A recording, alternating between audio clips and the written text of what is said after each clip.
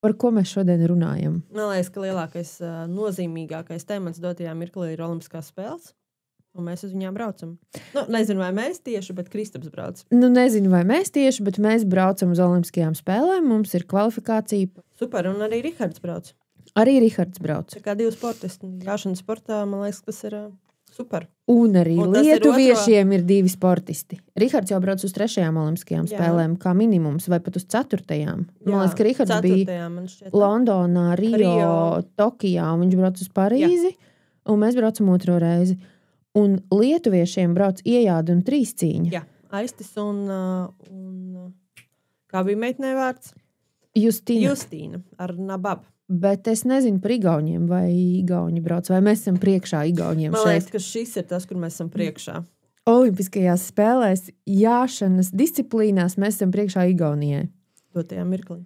Pagājušajā epizodē mēs sapratām, pēc epizodes publicēšanas, es sapratu īstenībā, ka mums Lauris Reiniks patiesībā iezīmēja vēl vienu karjeras virzienu saistībā ar zirgiem, un tā ir dalība filmās, reklāmās, piedalīšanās gan kā dublierim, gan arī zirgu gatavošana un teiksim, piedāvāšana šai sfērai. Un no mums Latvijā zināmajiem cilvēkiem mēs zinām, ka Paulovsku ģimene ir piedalījusies pat vairākās filmās. Ir vēl, es nepateikšu, kas es tikko kaut kad redzēju sociālajos tīklos, ka kaut kas vēl bija ielicis, ka filmēju. Bet es neatceros, kurš no Latvijas. Bet katrā ziņā Paulovsku ģimenē droši vien, kad ir vislielākā pieredze tieši šajos. Es zinu, ka zirgu skola, man liekas, arī bija tie, kas kādai, man liekas, no Matīsa Kažas filmām arī gatavoja vai palīdzēja aktieriem sagatavoties. Es varu sajaukt, godīgi sakot, bet noteikti Pavlovska ģimene nav vienīgie. Tad mēs piezinām Andai Pavlovskiem. Jā. Mēģinam. Halā! Čau! Tev te Diāna zvana un arī Ilzi Jansone. Labrīt! Čau! Labrīt, čau! Mums te ir podkāsta ieraksts, un mēs šodien runājam par filmām un arī par pajūgbraukšanu, un kam gan citam varētu piezvanīt, ja ne tev. Paldies, jā, man ļoti liels prieks. Par filmēšanos, par filmām mums ir jautājumi, kā tas notiek, kā jūs tur esat tikuši, un mēs zinām, ka jūs esat filmējušies vairākās filmās. Ilza man painformēja, ka jūs esat Sisī filmā, kur ir Netflixā, un mums kas vēl? Sisī mēs esam ar kučieri. Sisī bija tētis filmēties Rundāls pilī kā kučieri. Ne ar mūsu divjūgu, bet ar Ilzes stabulnieces divjūgu. Tur mēs bijām Sisī tātad, un tad mums ir tā, ka dažas reklāmas ir bijušas un tādi sīkāki darbiņi, bet lielie darbi mums ir Homo Novus, kur manam lielam zirgam bija diezgan galvenā loma. Tad mums ir Gads pirms kara un Zeme, kas dzied, tā kā mēs esam diezgan slaveni. Jā, tā izklausās. Bet kā tas notiek, reāli tā praktiskā puse? Jūs paši piedāvājat, nezinu, studijām vai castinga aģentūrām, vai viņi jūs atrod? Divi veidi, kā mūs atrod. Vai nu filmētāji paši atrod mūs, vai nu tad arī ir Daina, kas ir kino faunas atbildīgā meitene, vai tad arī caur viņa mūs tā kā piedāvā. Bet pārsvarā mums ir filmētāji paši mūs atrod, jo, piemēram, Homo Novus kā bija. Es nezinu, no kurienes, droši vien jau no Facebooka vai no kurienes viņi bija uzzinājuši, ka mums ir karieti, kas atbilst tam laikam, kādu viņi filmē. Bet mūsdienu ražojam karieti. Un viņi brauc to karieti skatīties, kāda no viņi ir un tā. Un man mamma parāda to karieti, un mums ir tā un viss, un kas tad mums ir. Tad jau jums droši vien vajadzēs arī zirgus. Viņi saka, droši vien vajadzēs. Un aizgāja aplokos, paskatījās un ierauga to kristālu. Jā, šis būs Mārtiņam Vilsonam. Un tad tā mēs arī tur tikām. Kas ir varbūt tāds interesantākais bijis ierakstu laikos vai es nezinu, kaut kādi piedzīvojumi? Jā. Lielākais, ar ko mēs ļoti lepojamies, ir tajā pašā Homo Novus. Mums bija kristāls iejūgs karietē, un aizmugurē sēdēja Andris Keišs un Mārtiņš Vilsons, kuri bija drusku tā kā piederušies tur tā kā tajā lomā. Stāsts bija tāds, ka tas zirgs viņus ved mājās. Tā uzdevums bija pāriet pāri pils laukumam, tā kā no Latvijas bankas puses uz Rīgas pili. Nu, tur, protams, tās ielas jau nebija slēgtas. Viss, kā jau filmēšanas laukumā jau neko tā ļoti nenorobežo. Nu, un tad tā mēs arī gājām, un tie filmētāji bija ļoti uztraukšies, kā te nofilmēs, kā būs, vai tas zirgs maz tā klausīs, vai tad viņš ies tur, kur viņam prasīs. Es saku, ziniet, drošības pēc, paņemsim tā kā makšķerauku, ja kas, tad es tā kā viņu varēšu vest aiz tās makšķeraukas, neviens jau viņu filmā neredzēs. Nu, labi. Tāds ja to makšķerauku sagādā, un kamēr viņi to ainu kārto, to skatu, un ko tur visu, mēs patrenējāmies, kā tad mēs darīsim. Tētis bija pie grožiem, es biju ar maisiņu, kurā ir iekšā, kas tur man bija cukurs, vai kas, es nezinu, tur, kas tur maizīte, vai kas bija, tāds labs čaukstīgs tas maisiņš. Nu tā, un tad es to maisiņu čaukstinu un saku, Kristāli, nāc ejam, nu tad tā viņš arī mums tā kā tos dažus soļus pārgāja. Nu tad man ierādīja to vietu, kur es drīkstu stāvēt, kur es neesmu kadrā, un es teicu, Kristāli, ejam, nāc, vai ko es tur teicu, es neatceros, nu tad viņš tā ir, tāda liekumiņa un tā. Labi nofilmēts, paldies, mēs sakam, forši, jā, un tā. Mēs atkārtojam vēlreiz. Nu, mēs jau mākslinieki, mēs laižam otru riņķi, un šitā mums bija 3 reizes. Un 3 reizes viņš akurēt smuki pārgāja tam pils laukumam pāri ar to vajadzīgo līkumu. Nu, protams, mēs bijām pateikuši tiem, tam Andrim Keišam un tam Mārtiņam Vilsonam, ja kas tad groži ir šeit, un tā, jā. Ko tur darīt, bet gods kam gods, un tad skrēja, Kristālam krita ap kaku, un viss bija tik priecīgi, un tā. Tas mums ir tāds lielais notikums, vēl tāds mazliet mazāks, bet arī, kad zeme, kas diet, tā bija Sinevilla, un bija, laikam, katrs droši vien domāts, kad gāž lietus un tā. Nu, un tad mums tas lietus tā arī nāca virsū, bet, mēs jau bijām sagatavojušies, kad sagas bija līdzi un viss, un tā kā tas mums bija ar lietu vēl tāds interesants kadrs. Pārējie visi ir tādi mierīgāki. Forši, izklausās interesanti. Jā, diezgan interesanti, jā. Un tajā gads pirms kara, kur arī mēs bijām Sinevillā, mums bija otrs zirgs līdzi, Tur atkal bija tumsā, visa filmēšana, un tās dūmu, tās trubas, nezinu kā, viņas tur sauc, tās tur visas tur tā vibrēja pa to filmēšanas laukumu un gaismas un visu, un arī godam. Un tur bija gan tētis pie grožiem kā kučieris, gan arī aktierim deva braukt, tā kā tas arī bija tāds gadījums. Tas ir tāds darbiņš, ko jūs labprāt uzņematies, vai tas vairāk ir tāds apgrūtinājums, ka garas stundas, ilgi jāgaida, tur kamēr nogaismo, kamēr to? Noteikti, ka neapgrūtinājums. Mums patīk. Ja vien mēs varam ar laikiem samanedžēties un tikt galā, tad mēs ļoti labprāt piedalāmies, jo tas mums pašiem ir interesanti. Zirgiem ir kaut kas cits, protams, viņiem tas nav viegli. Tas ir diezgan grūts darbs, jo prasa pacietību un ilgas stundas stāvēt un jūgties ārā, iekšā un ārā, un tad tur mašīnā atkal jāiet pastāvēt, kamēr tur brīvāks brīdis. Bet mēs ļoti labprāt uzņemamies, mums patīk, ja vien mēs varam tikt. Par sportu savukārt runājot, kā pajūgu braucējiem iet pajūgu braukšanā Latvijā un pasaulē? Mums ir tā, ka Latvijā mūsu nav daudz. Ir 3 klubi, kas regulāri startē. Tie ir Horses EU, Zirgaudzētāju Kotēna un Ekuskorts. Tie tādi 3, kuros ir apmēram, kaut kādi, es teiktu, maksimums 20 braucēji, kuri šad un tad kaut kad piedalās. Tie, kas mēs esam, kas ir, tā kā regulāri brauc, tie mēs esam kādi, 3-4. Tie, kas izbrauc arī ārā kaut kur uz starptautiskajām sacensībām. Protams, pasaulē tas sporta veids, tur ir citi apjomi, jo Vācija ir liela valsts, tur ir daudz braucēju, ļoti dažādos līmeņos, gan klubu sacensībās, gan starptautiskajos un čempionātos. Skandināvijā ir ļoti daudz bērni brauc, Skandināvijā jaunieši. Bet pārsvarā tas ir Rietuma Eiropas sporta veids. Jā, es atceros, es biju Leipcigā pasaules kausa finālā, un tur bija 4 jūgi. Man likās, tik interesanti. Un man likās, es neiešu ne uz konkuru, ne uz iejādes. Iešu skatīties 4 jūgi. Tas bija kaut kas wow. Tā ir karaļu disciplīna. Mums tā kā braukšanas sportā tas saucās karaļu disciplīna. Un tev ir 4 zirgi priekšā, kas ir pilnā ātrumā iet. Ja tu viņiem netici un viņi netic tev, tad to ātrumu nevar attīstīt nemaz.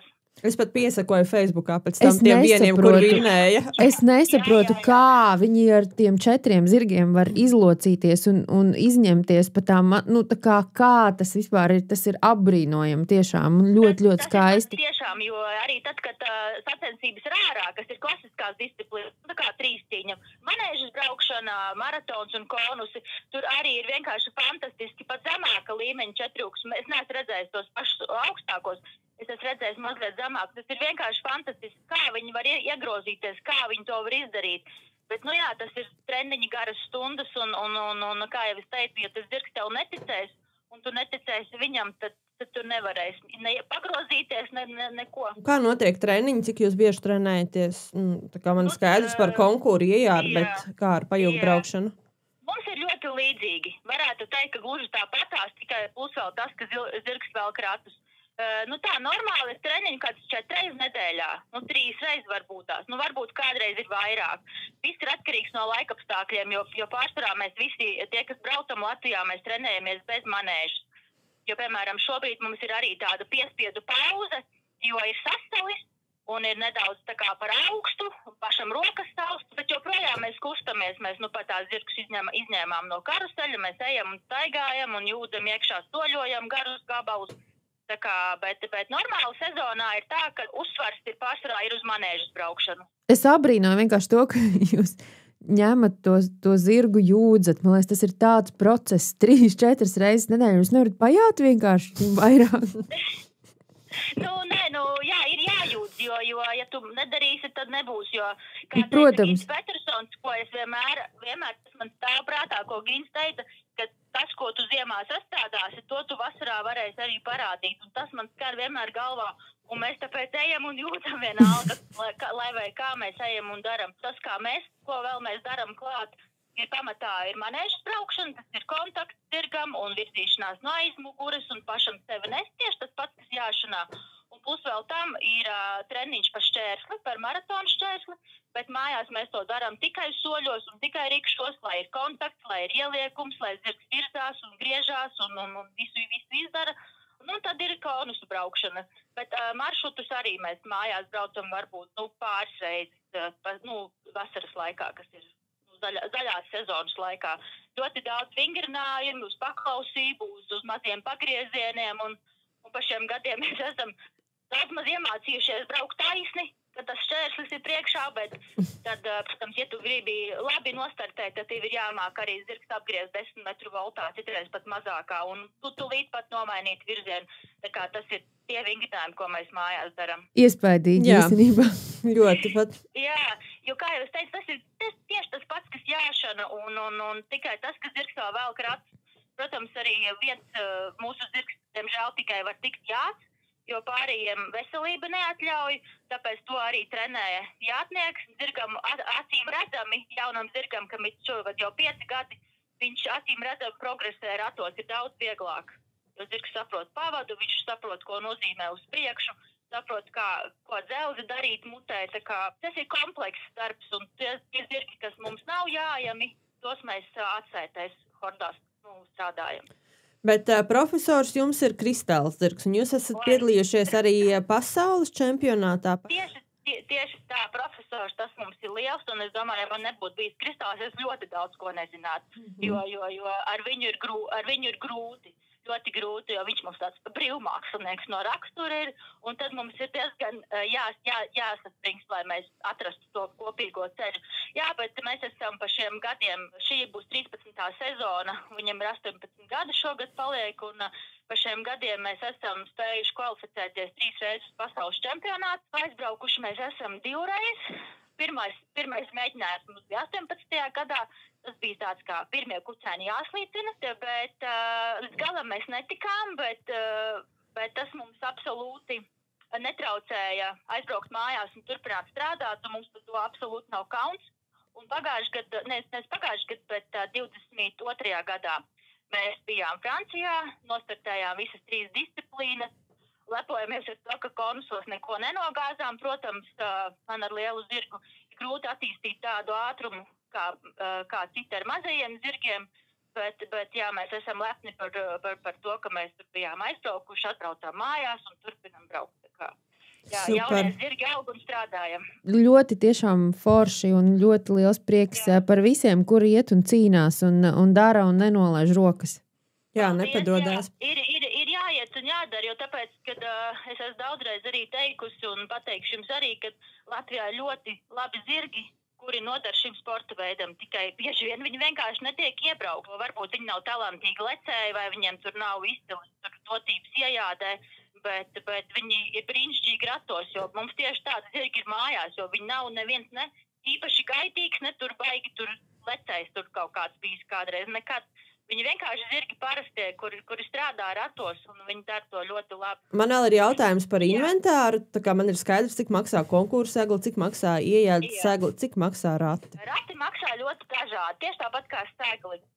Normālus, parastus ratus treniņiem, normālus tādus, kas turās kopā, kas ir lietoti, apmēram 1,500 eiro. Nu, normāli tādi, kas neizjuks drīzumā. Kas ir sacensību rati jau ļoti augsta līmeņa, tādam kontrastam, tie maksā 12, 13 līdz 15 tūkstoši eiro. Tie, kas ir 4 rati, tie jau ir 20 un tādi. Jo tur ir daudz dažādas tehniskas detaļas, variācijas un visādi uzlabojumi, lai pagriezienā rati ietu līdzi zirgam, lai viņi neietu, tā kā mēs sakam, pa pieskari, lai nedriftētu, lai zirgam nav jāpatērē spēks, lai vilktu ratus līdzi, bet tie rati iet līdzi ar zirgu. Bet mums mājās ir normāli parasti rati, kas ir bez nekādiem īpašiem tehniskiem uzlabojumiem. Pēdeklis 4 riteņi, ilgsis. Un, jā, bet tā normāli sporta rati, kas ir tāds parastam cilvēkam pieejams, tas ir apmēram kādi 3,5 tūkstoši eiro apmēram. Tā atkarīgs no tā, kāds tur tas materiāls tiek izmantots. Mašīnām riepas jāmaina riteņiem, tas ir pajūgam ratiem riteņi arī ir jāmaina. Tā kā ir ļoti nobrauktas tās riepas, tad jau jāmaina, bet ziemā jau nē. Braucam ar tādiem pašiem, kā ir. Mēs tikai mainām pakaus. Mums ir ziemas kalums un ir vasaras kalums. Tā kā, tad tas mums atšķirās. Mums ir sniega gumijas, mums ir neslīdošie kausējumi. Tā kā mēs varam mierīgi droši soļot un pat rikšot pa ledu. Labi, man laikam vēl pēdējais jautājums ir par braukšanu sacensībām. Tā kā es iedomājos to visu lērumu aizvest, tas tev nav ielikt mantu kasti. Mums ir smagā mašīna, kurā ir 7 sēdvietas cilvēkiem, 3 vietas zirgiem, un tad aizmugurē, pašā aizmugurē ir pārveidojama telpa, kurā iet iekšā 2 rati, kad tie rati ir ārā, tad tur mums ir dzīvojamā māja. Bet sakarā to, ka mēs esam palikuši diezgan slinki un negribam tik ļoti pakoties un krāmēties, tad mēs esam ieviesuši piekabi aizmugurē, kurā tad tie 2 rati un visas zirgu mantas ir tur. Un tad visas cilvēku mantas ir tajā smagajā mašīnā.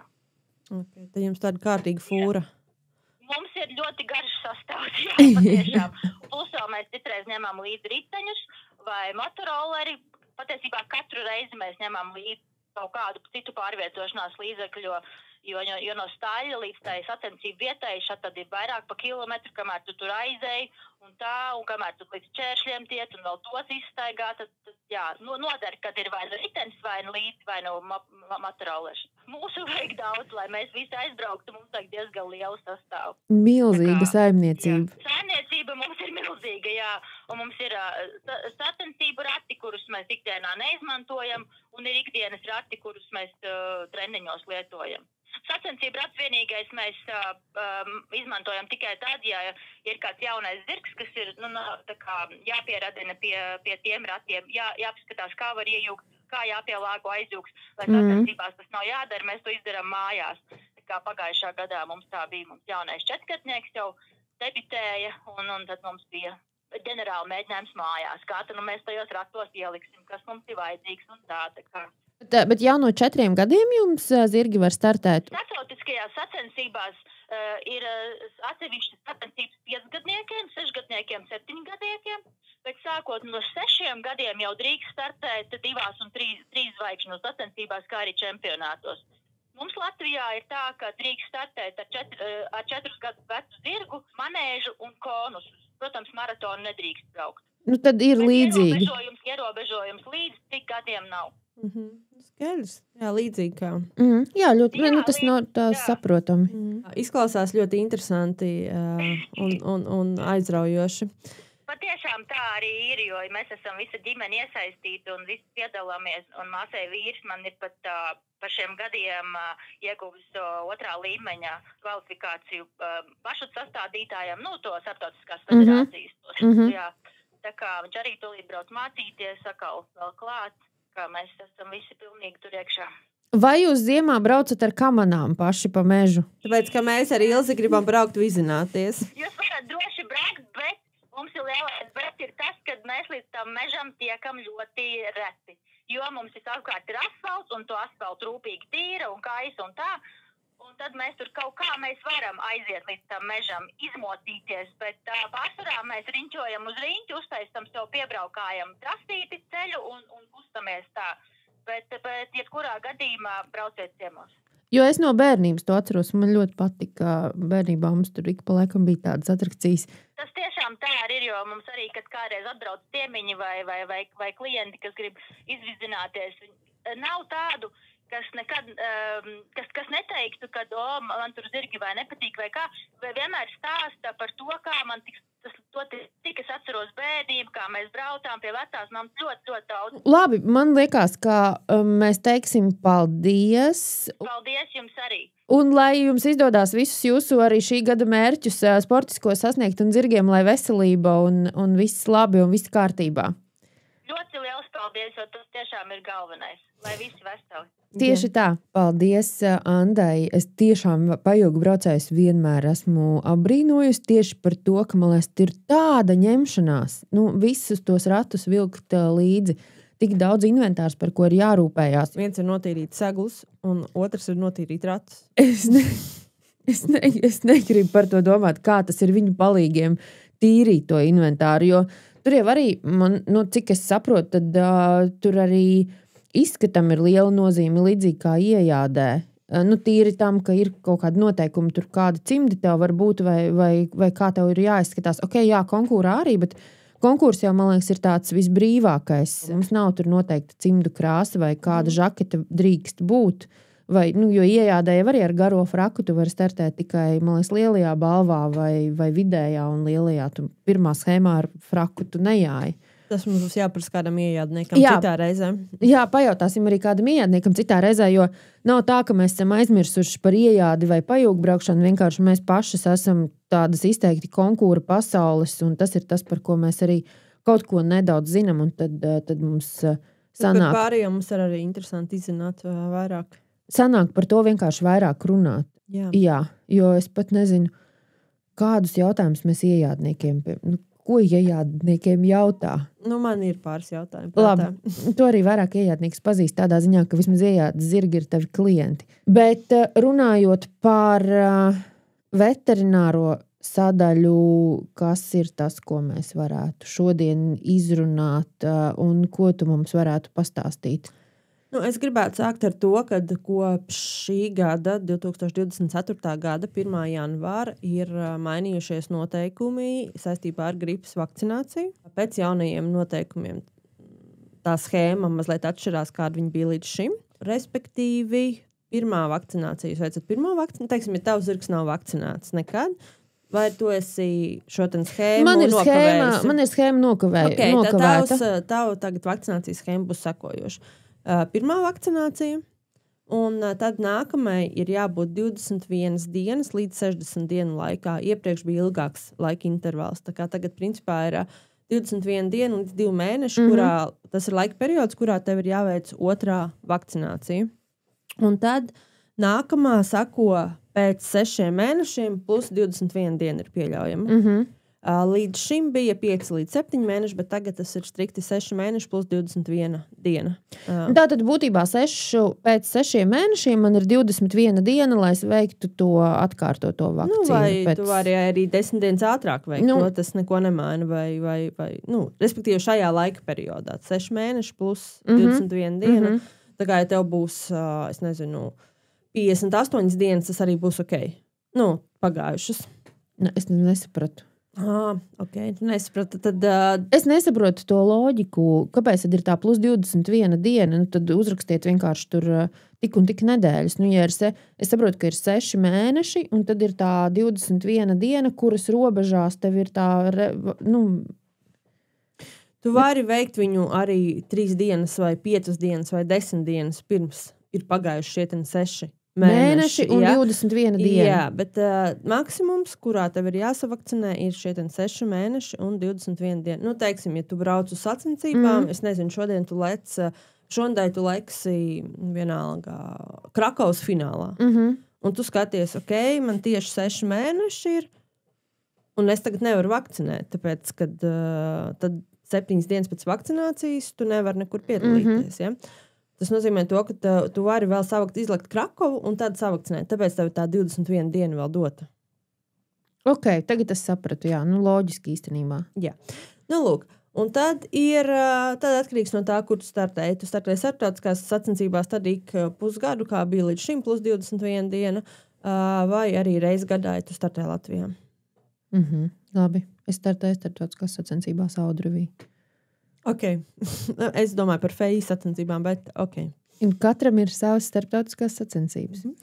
Pie pirmās palīdzības, ja mēs iepriekšējā reizē runājām par aizrīšanos, kas var notikt jebkuram un nebrīdinot, tad tas, kas vēl var notikt nebrīdinot, ir īstenībā kaut kādas traumas, kas notiek. Kaut kur zirgs uzplēš vai uzsitu, ko man darīt, ja man ir vaļēja brūci kaut kur aplokā, viņš nezinu, var pēkšņi kaut kur sagriezties vai vienkārši kaut kur noskrāpēties stallī netīšām vai sabīstoties.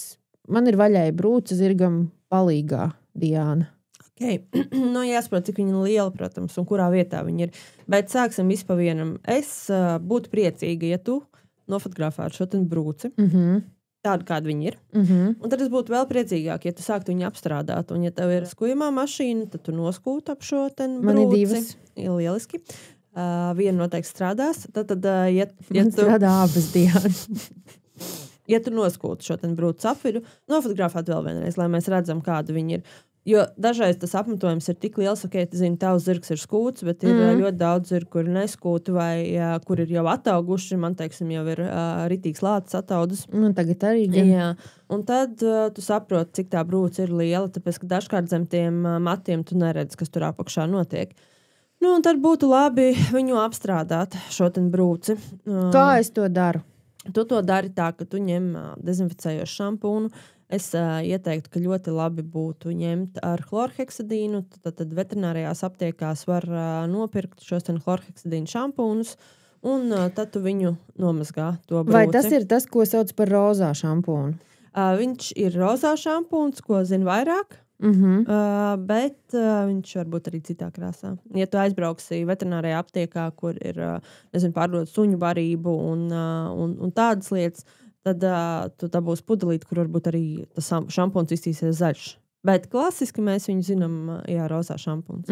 Vai hibijas krubis, vai dažādi ir tie komerciālie nosaukumi. Bet klasiski rozā šampūns. Un tad tu nomazgā šo brūci ar šo šampūnu.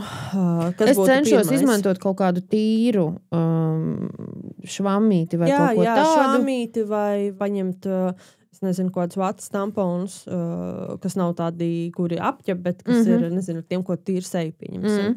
Kas būtu alternatīva. Un tad ar to visu nomazgāt šo brūci. Kas vēl ir pie tām brūcēm svarīgs? Ļoti bieži pirmā palīdzība mums stallī tiek sniegta, ko mēs varam paši darīt, un vēl jau vairāk saistībā ar brūcēm, ir ūdens šļauka.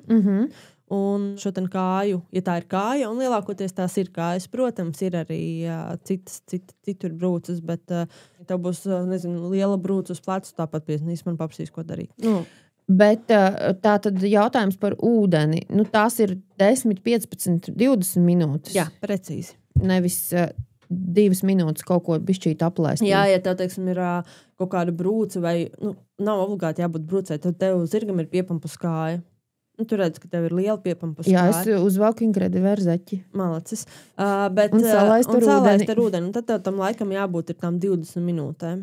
Jā, lai tas būtu tas 15-20 minūtes, tas būtu laiks, cik ilgi tu laistītu šo kāju ar ūdeni. Ja mēs runājam par brūcēm, tad mēs viņu nomazgājam un tad saprotam, vai tur kaut kas ir jāliek virsū vai nav no kaut kādiem krēmiem vai tam līdzīgi. Ja tā ir uz kājas, tad vislabāk ir uzlikt kaut kādu apsēju uz kājas. Respektīvi, es uzlieku kaut ko tīru uz pašas brūces, un es nobintēju visticamāk, ja tas ir iespējams. Jā, tu protams, var nopirkt lielos tur apsējas, kas ir priekš veterinārie, teiksim tā, ja? Bet tad tu vari arī nopirkt kaut kādus lielos tamponus, teiksim, kas ir tīri marles tampons, es domāju, kur tu vari uzlikt uz tās brūces, un tu vari paņemt arī lielo vatņiku virsū, noturēt, lai viņš nenošļūk kaut kur tas apakšējais tampons nost, un tad sabintēt kāju. Teiksim tā. Vai būtu iespējams ar veterinārārstiem sarunāt, ka ir kaut kāda kaste, kurā veterinārārsts apako pirmajai palīdzībai nepieciešamās lietas tādiem cilvēkiem kā es, kurš nebraukās pa veta aptiekām un nemeklēs tur tos tamponus un marles un rozā šampūnus. Jā, es esmu un komplektā vienkārši nopirkt. Jā, es esmu tieši tā arī darījusi ar kaut kādām, respektīvi apsējiem, ar ko tu vari apstrādāt kāju, tās pašas ziepes, tie paši kaut kādi pūšamie, kas ir biežāk nepieciešamie, vai arī kaut kādas ziedes, kuras, manuprāt, ir labi izmantot tādā gadījumā, un apsēji termometrs, un tas ir tas, ko es esmu likusi un arī cilvēkiem vedusi. Ir cilvēki, kur man ir prasījuši, uztais man pirmo aptieciņu, jo es negribu domāt par to, kurus tagad naktī vai kad skriešu uz aptieku un meklēšu un domāšu. Diana, vai tu man uztaisīsi pirmo aptieciņu? Sarunāts. Termometrs man ir. Tas ir labi, jo tu mēri temperatūru, protams. Jā. Ok, jā. Labi, nav tik traki, bet vēl es gribēju jautāt. Ar mani nav teorētiski tik traki, bet nav tā, ka man tur viss baigi skaidrs vai viss kaut kur rezervē stāv. Un tad brīžiem liekas, ok, labi, man varbūt pašai nevajag, bet iespējams kādam citam vajag, labāk, lai man ir, bet es neesmu savākusi to aptieciņu. Bet es vēl par tām brūcēm gribu pateikt, ka ļoti, kam ir jāpievērš uzmanība. Būtu baigi forši, ja tu iepazītos ar to, kur tavam zirgam ir locītavas, tu apmēram arī zini, kur viņas ir, protams. Tu vari arī paskatīties anatomijas bildi, un tev būs skaidrs, vai kaut vai tev ir brūcis, tu arī iegooglēt, es nezinu, horse anatomiju, un tu redzēs, kur tās locītavas, jo kas ir svarīgi? Tev ļoti liela brūce var būt mazāk kaitīga nekā ļoti maza brūce locītavas apvidū. Jā, jo ja tā brūce ir ļoti dziļa vai kaut kas ir iedūries, garš iedūries, jā. Tad tas var skart arī locītavu. Un tad gan ir jārēģē un jārīkojās ātri, lai nesāktu šajā locītavā iekaisums. Jā, tad tāpat vajadzēs... Labāk ir, respektīvi, tu paņem visu izdari, paņem savu zirgu, noskoji to apvidu, apstrādā un uztaisi bildu un aizsūta ārstam, un viņš tev pateiks, ar šo brūci tu tiksi pati galā, dari tā un tā, vai arī, zini, ir ziepes, un tagad mums vajadzētu paskatīties, kā tur izskatās. Man ir jautājums par tiem sprejiem, jo mums ir zilais sprejs, mums ir sudraba sprejs, un ir bijis arī agrāk kaut kāds rozīgs vai sarkanīgs sprejs. Ar ko viņi atšķirās un kad vienus izmanto un citus nē? Es ar tiem sprejiem neiesaku aizrauties daudz. Jo man ir, bet es viņu nekad neesmu izmantojis. Sarkanais sprejs ir ar antibiotikām. Tāpēc, principā, viņš nav tā, ka tu varētu normāli būt tā, ka tu nevari viņu iet. Man nevajadzētu tādam būt. Tev nevajadzētu tādam būt. Tev vajadzētu, viņš varētu būt, ja es tev viņu esmu pārdevusi, kad tev tas ir bijis nepieciešams. Konkrētai vajadzībai. Bet tad ir jāskatās, dažādi sastāvs ir cinka spreji vai alumīnija spreji, tā kā tur ir jāskatās tas sastāvs galvenais. Bet es uz tām brūcēm neieteiktu uzreiz pūst kaut kādu spreju, ko mums arī ļoti gribās. Mums gribās visu sapūst, jo tā liekas, ka tu esi labāk izdarījis. Bet iespējams dažkārt šie spreji vairāk sausinās to vietu. Es tieši par to, kā... Un ļoti laba lieta, ko darīt ar brūcēm un ko likt cits starpā arī uz sprāgām, kuras ir apstrādātas, protams, nomazgātas pirms tam, ir medus. Ir medus, ir, protams, komerciālie ziedes uz medus bāzes, kuras ir, varbūt izskatās mazliet labāk un ir iepakojums un tā, bet es zinu, ka tev mājās ir medusburka, un tu noteikti vari izmantot šo medusburku. ļoti labi palīdz brūcēm un ļoti labi dziedēt. Tā kā medus ir viena tāda lieta, kas tev arī tīri tehniski varētu būt pieejama, jā. Tā kā, un saku arī sprāgām ļoti. Jo sprāgām es esmu savulaik ļoti veiksmīgi izmantojis patiesībā to pašu bepantēnu, kad tu apstrādā to sprāgu, respektīvi ar šampūnu, nosusini, nosausini, sasmērē ar bepantēnu, aptini ar kaut ko tīru un bintēm un sabintē un dažas dienas un viss. Jā, tas ir tajos labajos un vienkāršajos gadījumos, jā, bet tas arī ir ļoti, tāds rūpīgs darbiņš, kurš tev ir jāizdara. Ir sprāgas, ar kurām ir jācīnās ilgi, bet par to es tagad neizplodīšu. Bet tas pamats būtu tas, ka tu viņus atmiekšķē, tāpatās ar šo šampūnu. Ideālā gadījumā tu uzklāj respektīvi šo kāju, aplēj ar siltu ūdeni. Tad uzliec šampūnu, atstāj viņu uz 5-10 minūtēm. Tad tu viņu saputo kārtīgi, atstāj vēl uz kādām 5 minūtēm. Un tad noskalo ar siltu ūdeni, un tev būs arī vieglāk pēc tam noskot to apmetojumu, jo tas, kas ir tās krevēles, tur tādas diezgan viņas jau var vieli sausinot, viņas jau tā kā nāk nost, un tas ir tas, ko nevar plēst nost, bet tik cik nāk, es saprotu, ir labi. Pakāpeniski viņas atmiekšķēt, bet ļoti svarīgi ir, lai tu noskoji arī to kāju. Jā, un tad, kad tu esi to izdarījis, kaut kāda daļas krevēles tev būs nonākušas nost, kaut kāda daļa nē, tad tu uzliec medu virsū, un tu uzliec tīrus apsējus. Sabintē kāju, un tad tas ir tas, kā to menedžē. Un īpaši, teiksim, slapjā laikā jāuzmanās, tāpēc, ka sprāgām patīk slāpjums. Dubļi slāpjums, tas ir tas, kas viņām patīk, un tad ir grūtāk cīnīties, bet tas ir tāds liels menedžments, iespējams, kad arī bintējot tās kājas uz aploku ejot un skatoties, pielāgojoties laikapstākļiem. Tas ir tāds ātrais, ļoti īsā versija par sprāgām, bet realitātēm... Piedod, kas tev parodas, tu ierunājies par aploku un bintēšanu. Īstenībā ir arī, es neatceros, kuram ražotājiem, bet ir pat tā kā kājasargi speciāli, kas ir tieši, viņiem bija kaut kas tur madi, kaut kas tur, kas es saprotu, ka it kā ir. Kas nosadz no naga līdz karpālajai locītavai. Priekškājai. Okay. Un tā kā es saprotu, ka viņš ir tā kā preventīvi domāts iespējams kā arī sprāgām, bet piedod, es tev pārtraucu. Bet ja tu atrodi, tad atsūt man linku. Man interesē, kā viņi izskatās. Klasiski es varu pateikt, var sapintēt kājas, protams. Ne, protams. Bet jā, tā kā par sprāgām tā ir tāda ļoti īsā versija. Dažkārt ar sprāgām ir vienkārši, tā kā tu saki 2-3 dienas un viss ir done. Bet dažkārt ir tā, kad ir mēneši, kad ir jācīnās un kad ir vajadzīga jau nopietnāka veterinārā palīdzība no veterinārā ārsta, kurš palīdz tikt ar viņām galā, izrakstot iespējams kaut kādus speciālākus līdzekļus, lai cīnītos ar šīm sprāgām. Un vēl dažkārt pat cilvēki vēd zirgu pie dermatologa, tad ārsta, kurš tieši specializējās. Bet tā ir infekcija, pareizi?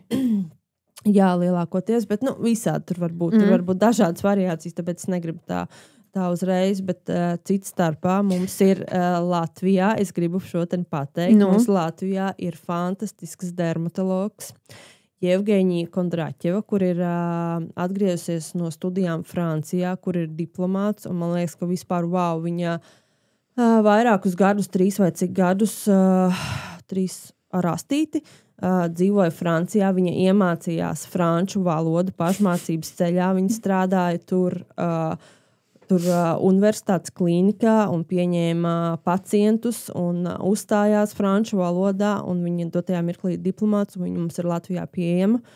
Viņa strādā vairākās klīnikās, tā skaitā arī universitātes klīnikā, kur viņa dienās pieņem arī pacientus, tā skaitā arī zirgus, kuriem ir kaut kāda šāda ādas problēmas. Tā kā, ja jums ir kaut kas, ar ko jūs nevarat ilgi tikt galā, es tiešām ļoti, ļoti rekomendēju pieteikt vizīti. Varbūt būs jāpagaida drusciņu rindā, kas ir normāli pie tāda veida speciālistiem, bet jā, tas ir tas. Kāpēc es par to infekciju un tām sprāgām to jautāju? Tāpēc, ka nevajag ar tām rokām un to dvieli un tām lietām, ko tu ņemies ap tām sprāgainajām kājām, pēc tam ķerties klāt kaut kādām citām kājām. Tas ir tas, ko... Tev sprāgainajām kājām un sprāgainajām lietām vajag tīru dvieli tāpatās. Tas ir viens. Un otrs, varbūt, ko es varu pieminēt šajā gadījumā, ir tad, kad tu susini tās kājas, tad nerīvē viņas. Bet tā kā nospied. Okay. Ja? Tas būtu varbūt tāds, tas, kam būtu jāpievērš arī uzmanība. Bet ir jānoskuj, un tad tā mazgāšanas schēma arī var sazināties ar kādu ārstu. Viņš pateiks, klausies, varbūt dari tā vai šitā. Bet jā, primāri tev būs labi, ja tev būs apsēji, skujamā mašīna, šļūtenes tālī, superi ar siltu ūdeni, ziepes, dezinfekcijas un medus. Šīs 5 lietas, ja tev ir, tu jau esi diezgan labi nodrošinājusies. Tev vēl drusciņu vajag. Nē, man viss ir. Apsēji? Arī? Vate. Ok, bet ne tāda, kas ir lipīga.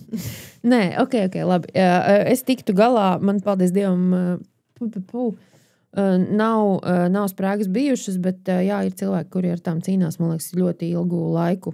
Kā kurš, un skaidrs, ka šis ir tas laiks, kad tās parādās. Un... Jā, jau visu rudenu šogad īstenībā ļoti, ļoti daudziem zirgiem. Bet jā, katrā ziņā dažkārt ir nepieciešama arī profesionāla dermatologa konsultācija. Es zinu arī vienu gadījumu, kurš bija ļoti ilgi, cilvēki bija cīnījušies ar sprāgām un tiešām... izstrādāja speciālu ārstēšanu konkrētiem zirgam, un tad arī tas viss notika pāris nedēļu laikā tika izārstēts. Es atceros, ka tad, kad es sāku, kas bija pirms daudziem gadiem kolhozā, mums tik daudz, kas bija vienkāršāk. Tādā ziņā, ka bija segli, tāda segli, kāda tev ir, tādas tu visiem zirgiem liki. Tur īpaši nebija tāda baigā mērīšana kaut kāda. Vai, piemēram, zirgu dermatologs nebija točna. Jā, bet tu zini, zirgī noteikti arī līdz cik gadiem viņi startēja sacensībās. Tā kā viņi nestartēja 18 vai 19 gados vairāk noteikti. Viņiem tas limitiņš griezt bija stipri zemāk. Cik tas bija 11 gadi, 12 gadi, tas jau bija labi. Pirmkārt, manā pasaulē, tad, kad es biju bērns, tad 7-gadīgs zirgs man likās jau ļoti vecs. Jo mēs apjājām 3-gadniekus būtībā, sākām kaut ko darīt, un būtībā 3-gadnieki, 4-gadnieki bija tas, ar ko mēs tur operējām. Un tad viņus vienkārši tos zirgus pārdeva, un 7-gadīgs vai 8-gadīgs zirgs, kurš vēl bija stallī un tādā aktīvā sportā, tas likās kaut kas wow. Tad 11-gadīgs jau bija ļoti vecs. Kumeļmātes un ērzeļi. Ērzeļi man bija kaut kādā citā kategorijā. Ērzeļi arī viņi tā kā bija sportā un leca un tā tālāk, bet ērzeļi un kumeļmātes man bija kaut kādā citā kategorijā, jā, bet tāds, tā kā man likās 7-gadīgs zirgs, wow, viņam jau tik daudz gadu. Es atceros, jā, man bija tāds kādas pārdomas. Iepriekšējā epizodē mēs runājām par tātad zirgu profesijām un nodarbošanām, kas mums ir šajā te nozarē. Pieminējām izsoles un teicām, ka mēs jau par izsolēm neko nezinām. Tad es atcerējos, ka patiesībā mēs ļoti labi pazīstam cilvēku, kuram izsolēs kā dalībniekam ir liela pieredze. Es nezinu nevienu, kurš būtu vairāk izsolēs piedalījies. Un tā ir... Latvijas pagājušā gada konkūra čempiona Bakus de Troja īpašniece Agnes Upīte.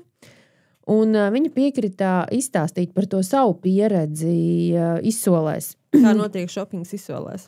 Kā notiek, kā tas vispār notiek? Halo! Agnese, labrīt! Čau! Labrīt, čau! Tātad tu jau piedalies mūsu podkāstā, Zirgu podkāsts. Mūs interesē, kā tas reāli notiek. Es zinu, ka ir gan online izsoles, kas notiek bišķīt savādāk un lēnāks tas process, un arī izsoles klātienē. Man tas sākums ar visām tām izsolēm sākās jau sanāk 5 gadi atpakaļ, kad 19. gadā mēs pat, arī nedaudz pamatpirks cilds tur bija, kad mēs ar Kristapu izdomājām pamēģināt nopirkt Mūnreja mazo brāli. Viņš ir pilnais brālis Mūnrejam, un viņš tika izsolīts Vestfāles kumeļa aukcionā. Un mums nekad tāda pieredze, vismaz man ar izsolēm nebija. Es biju mazliet tāda arī tā kā nobijusies, protams, kā tas viss notiek un tā tālāk. Un tā izsole bija klātienes izsole, un Kristaps bija sacensībās. Es arī nevarēju uz Vāciju aizbraukt, un tad mēs mēģinājām viņu pirkt pa telefonu. Jo tāda online opcija tad vēl nebija. Un tad mēs kā filmās, man bija aģents uz telefonu, kurš man tā kā stāsta, kas tur notiek, un tad manā vietā to roku ceļ. Un tā mēs to mazo Mūnreju toreiz nopirkām. kā mēs vispār par mazo Mūnreju uzzinājām. Mums viņa audzētāji jautāja Mūnreja fotogrāfiju, lai varētu par viņa tā kā radiniekiem izvietot informāciju. Man liekas, ka izsoles katalogā vai bija kaut kas tam līdzīgs. Un tā mūsu nagos nonāca informācija par to, ka Mūnrejam ir tiešais brālis. Jā, un tā mums tā ideja dzima, ka mums viņu vajadzētu nopirkt. Un tā tas arī aizsākās, jo pareizi tu saki, ka tie audzētāji, viņi ir ļoti ieinteresēti, tā kā parādīt tos brāļus, māsas, brālēns, māsītes, ja, jo tas tam kumaliņam to vērtību, tad tā kā palielina. Tikai tad Mūnreiz bija tieši savās slavas virsotnē, un tas tam kumaliņam bija tāda liela pievienotā vērtība. Redzi, un tajā 19. gadā tas vēl pārsvarā tās izsoles viss notika klātienē, bet tad nāca Covid ar savām korekcijām, kad šīs izsoles notikt vairs nevarēja, un cilvēki braukt, ceļot nevarēja, bet tas zirgu bizness jau līdz ar to neapstājās, un zirgi bija jātirgo un jāpērk. Un tad saradās šīs online izsoles kā sēnes pēc lietas, un arī šīs klātienes izsoles pārgāja uz online opciju. Un tā tas aizsākās, un Covid ir beidzies, bet tās online izsoles ir palikušas, un arī tās klātienes izsoles to online opciju ir saglabājušas, lai arī cilvēki paralēli var nopirkt online, ja viņi nevar būt tur uz vietas. Bet kā tas ir, teiksim, online izsolē? Tu reģistrējies kaut kādā izsoles mājaslapā? Kā tas notiek, ja es tagad izdomāju, ka es gribu pamēģināt? Tas patiesībā ir ļoti vienkārši, un gan online, gan klātienē tev vispirms ir jāreģistrējās.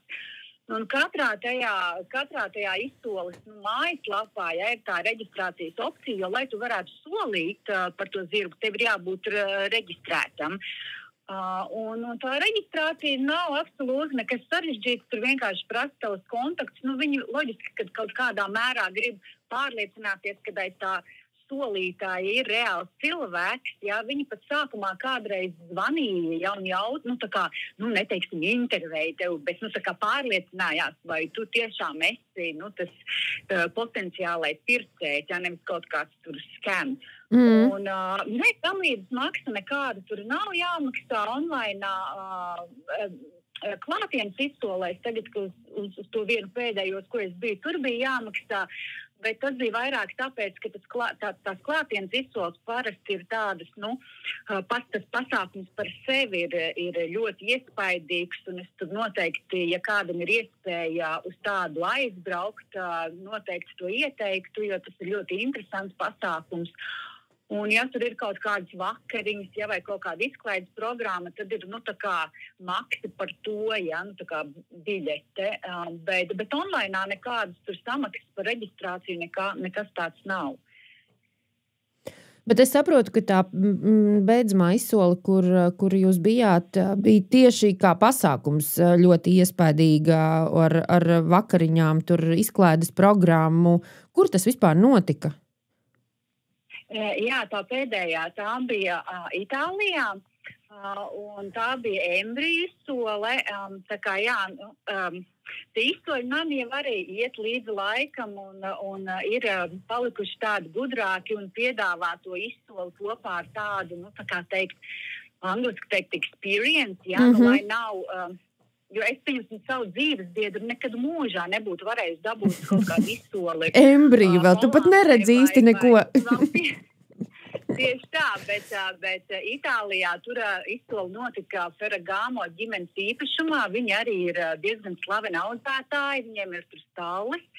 Un šis īpašums ir tāds, ekskluzīvs vīna, dārs, Toskānā, un tur ir restorāni un spā un viesnīca. Un viņi šo embriju aukcionu bija, uztaisījuši tādu tiešām iespaidīgu ar dažādām citām izklaidēm paralēli. Un tad, tas bija vienīgais veids, kā es tur varēju savu vīru dabūt, un beigās arī es iepirkos. Ko tu nopirki, Agnes? Es nopirku embriju. Tas skaidrs. Tas man bija tāds, es ļoti ilgi tam pretojos, jo, zini, kā sākumā, es domāju, ka arī tāds klātienes izsols, kad notika gadus atpakaļ cilvēki nevarēja iedomāties, kā tas varētu būt pirkt zirgu online, ja? Cilvēks varbūt tur drēbes, pat baidās pirkt online, kur vēl zirgu. Bet tad, kad tu tā loģiski sāc domāt, ja, embrijs, kumeļš, pat arī kumeļi, ja, klātienē, ko tu tur daudz vairāk redzēsi. Tu tāpatās nezini, kas no tā kumeļa izaugs, ja. Galvenais ir tie ciltsraksti un kaut kāds primitīvs večeks, ko tam kumeliņam var uztaisīt, ja. Labi, jaunzirgiem un jau vecākiem zirgiem, tad savādāk. Tad tam klātienes efektam ir jābūt. Bet, sevišķi embrijiem, ja, tu tur, tu neko nezinu, ko tur pērc. Tu pasi pērc būtībā. Jā, un tāpēc tā online opcija cilvēki ļoti ātri pie viņas pieredz, sevišķi kumeļiem, tāpēc tas tagad ir, tur ir sataisīt ļoti labi video, ļoti viss ir tāds, pārskatāms, un tas process ir tiešām arī tāds, viegls un caurskatāms. Tā kā es noteikti neieteiktu no tā baidīties un pamēģināt, jo no Baltijas valstīm es šajos gados ļoti maz esmu dalībniekus kaut kur tur redzējus. Jā. Izņemot vienu dalībnieku no Latvijas, kurš nosolīja tevis noskatīt kumeļu. Jā, tas tāds interesants gadījums. Mēs bijām pasaules čempionātā, jau sanāk, ne aizpagājuši, bet Herningā. Jā, un es biju noskatījis vienu, bet es biju tā viņu, jo redzi, ar tiem online aukcioniem ir tā, ka viņi, un arī tie klātienes aukcioni, viņi tās kolekcijas loģiski prezentē jau 2-3 nedēļas iepriekš, tu vari atrast to informāciju, ja, kas tur, kādi tie kumeliņi tiks izsolīti, un tad to pašu solīšanas procesu viņi attaisa vaļā kaut kāds 2-3 dienas iepriekš. Un tad tu vari sākt solīt. Bet loģiski, ka tā solīšana īstā jau notiek tikai tajās pašās pēdējās minūtēs. Un tās 2-3 dienas iepriekš, ja tu kādu noskatīs, tad tu uzliec to savu bidu, un tad viņi tev loģiski sūta tur ēpasts atgādinājums, ja, ka tev kāds tur ir pārsolījis vai tā kā, lai tu neaizmirstu. Un tad es toreiz, biju uzlikus to bidu kāds 2 dienas iepriekš, bet par cik mēs bijām Dānijā un visas pasaules čempionāts un emocijas, un es aizmirstu. Man atnāk beigās, mēs sēdējām restorānā, man atnāk ēpasts, jūsu kumeļš noskatītājs ir pārdots uz Latviju. Un Agnes man prasa, kas Latvijā varētu, kas tas varētu būt, kurš varētu vēl pirkt? Un tieši to, ko es noskatījos, jo tur jau bija, viņi vienmēr ir kādi 20-30 tur. Un nāk mūsu Jānis Bušers un stāsta, kad redziet Andris, kas arī bija mūsu kompānijā. Kas ir Kristapa grāmatvedis uzņēmuma. Jā, ir nopircis kumeliņu. Es arī varēju nopirkt vienā citā aukcionā, gan tad mēs kopā atvedām, un tagad viņi mums kopā aug. Kristaps arī viņus atvedēja uz Latviju, un tā viņa aug. Cik kumeļu mamma tu tagad esi? Man jau tas skaits brīžam nojūk, jā. Tagad man ir 3 kumeliņi, 4 kumeliņi un 1 embrijs. Jā. 3 kumeliņi un 4 kumeliņi un 1 embrijs. Tad 4 kumeliņi un 1 embrijs? 4, jā, 4. Un viens jau ir tā kā jaunzirgs, mazais mūnreiz, jau mums ir šogad būs 5-gadnieks. Tā kā es viņu par kumeliņu vairs tā kā nevarētu laikam saukt. Nē. Tāpēc es saku, es par mazajiem jautāju.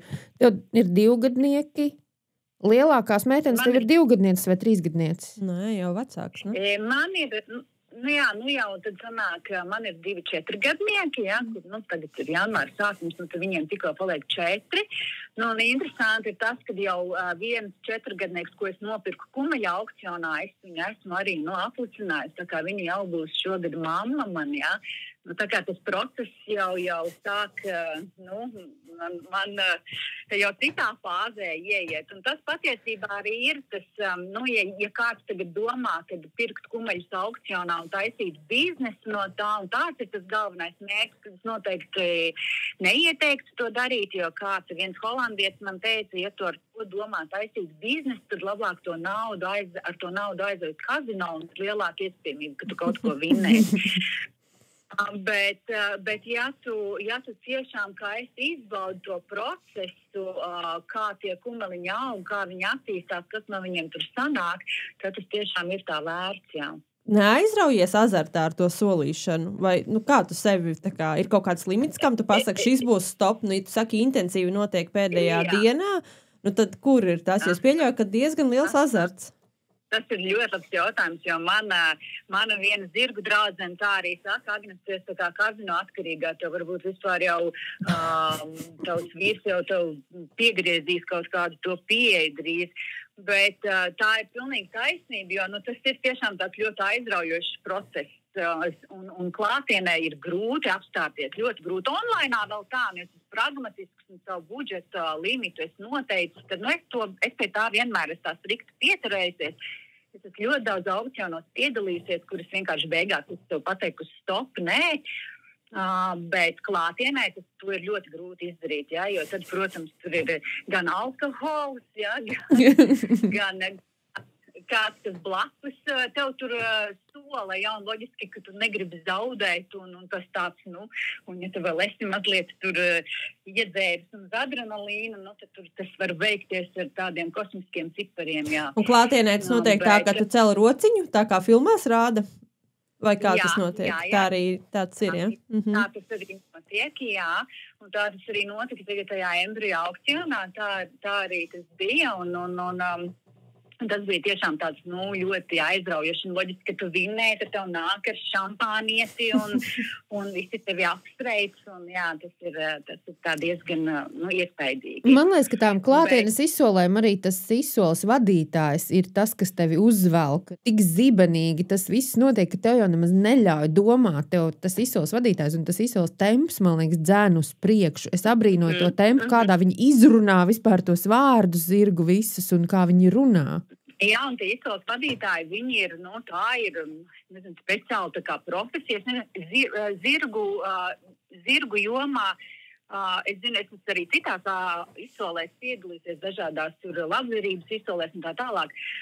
Un tur tie vadītāji, viņi ir, tā ir viņa profesija, jo tas, kā viņš māk to izdarīt, jā, tas ir... Tu jūties brīžam tā kā nohipnotizēts, jā? Tu beigās atlopies, kaut ko nopircis, nosolīs, aizēj mājās un domā, ka Dievs, jā? Un pie zirgiem ir tas pats, ja Flanderam tur ir Flanders Polo Auction, tas tāds diezgan elitārs kumeļu un embriju aukcions, kurā, es arī to embriju nopirku, un viņiem tas vadītājs, tiešām viņš ir tik profesionāls. Jā, vēl ar vīnu glāzi un tad jau vispār.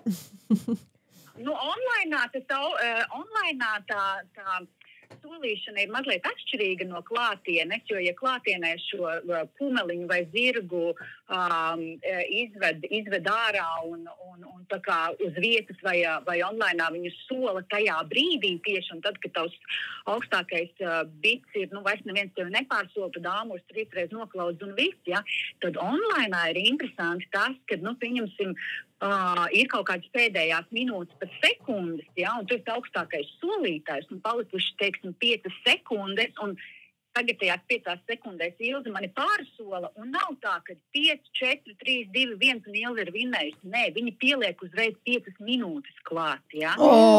Jā, un viņi var likt to laiku klāt visu laiku, kamēr kāds sola vairāk, un es domāju, ka tas ir tāpēc, ka, lai tie pārējie vidotāji tajās 5 minūtēs vēl paspēja pārdomāt, un man tā ir bijis, kad es sev nolieku kaut kādu budžetu, un es viņu sasniedzu, mani pārsola, pielieku 5 minūtes klāt, un es tajās 5 minūtēs, es domāju, vēl pēdējo reizi, un tad es, protams, pēdējo, un tās pēdējās paliek vēl pāris pēdējām, jā. Tā kā tur tas process ir mazliet tāds savādāks, jā. Katrā ziņā ļoti interesanta pasaule īstenībā. Vēl jūs man jautājāt, kur es atrodu informāciju par tām izsolēm. Loģiski, ka es tajos 5 gados esmu jau pati uzkrājusi tādu kaut kādu pašmācību ceļā, jā, un loģiski es tajās, kurās esmu reģistrējusies un piedalījusies, viņi man pēc tam katru gadu sūta tur gan uzaicinājumus, gan ielūgumus, gan katalogus un visu pārējo.